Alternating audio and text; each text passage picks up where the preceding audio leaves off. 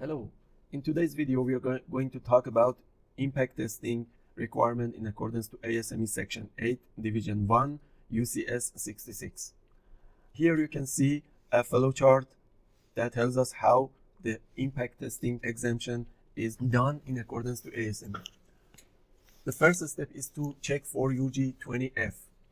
For that reason, I have UG20F. It has 5 conditions, and the first condition is related to the material and the thickness.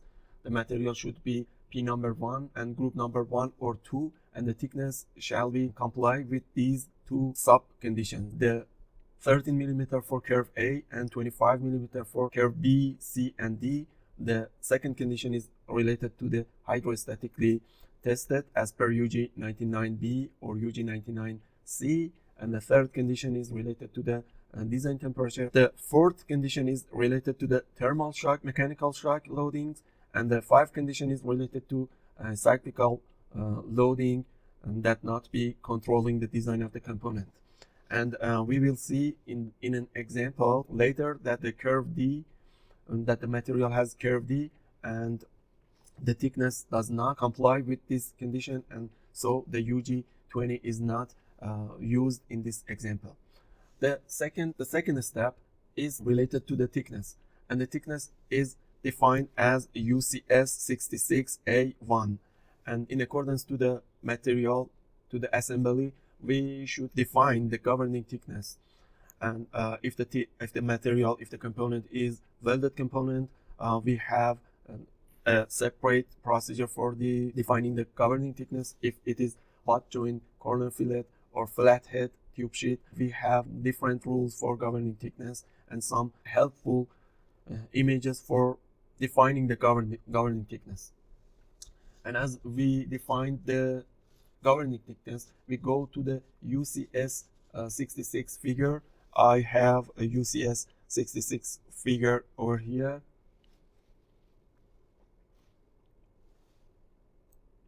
And this is one of the figures of the UCS-66. This notations is related to the problem I'm going to solve. When the curve is defined, we go to the curve and specify if the material needs impact testing or not. But we have to define the MDMT in accordance to UG20B. And I have UG20B over here as well. I'll tell you how it is defined. And then if the calculated MDMT is colder than the required MDMT in accordance to the UCS-66, we should have impact testing. If no, we should check for the possible reduction in MDMT in accordance to UG66B that we have on the flowchart for it over here. And the last thing, we should check for the heat treatment of the material, because it has some reduction on the MDMT as well. And if the possible reduction in MDMT is not possible, we have to perform an impact testing on the material. Now we go through an example for impact testing requirement. In this example, we have a cylindrical shell, and we are going to determine if impact testing is required for the proposed section. And the valves are in category A joints made of type 1 butt weld, which have been 100% radiographically examined. The thickness is 46 mm. The material is SA516, grade 70 normalized. PWHT is performed, and the required MDMT is defined in accordance to UG20, and the UG20 you can see over here, and it is the coldest, it is the lowest expected in the service. And some exception over here should be noted, but it is the lowest expected temperature in the service. And the first step, or the 0 step, is checking for UG20F exemption, and all of these 5 conditions should be respected, and the code says that all of the following should be respected. And because the thickness of the material is 46 mm, this condition is not respected. So the UG20F is not working over here. We go to the next step. The next step is defining the appropriate impact test exemption curve for the material. And because the material, in the problem statement, it says that the material should be normalized, and in the notation note 4, it says that curve D should be used for this material.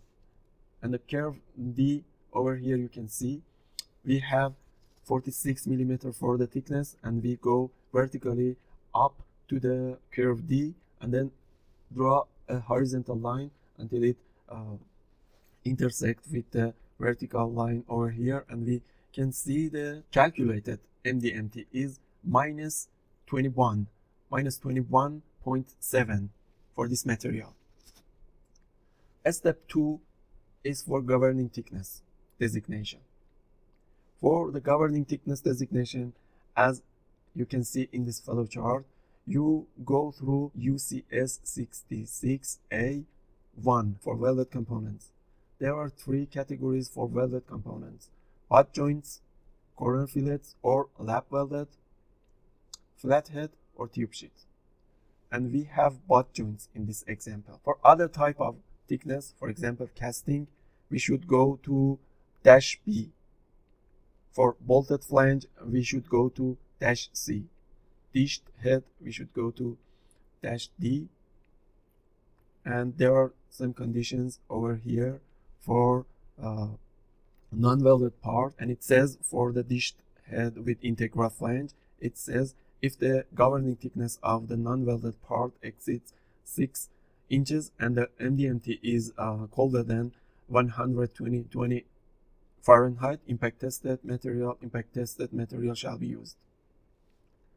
These are some extra conditions in this UCS-66A1-D. For this example, we go through 66A1-A and -1, and it says that the nominal thickness of the thickest welded joint is the governing thickness. And there are some helpful figures that you can see over here for butt welded components. And the weld we have in this example is this one, and the TB is the governing thickness for the example. For some other examples, you can see for corner joints or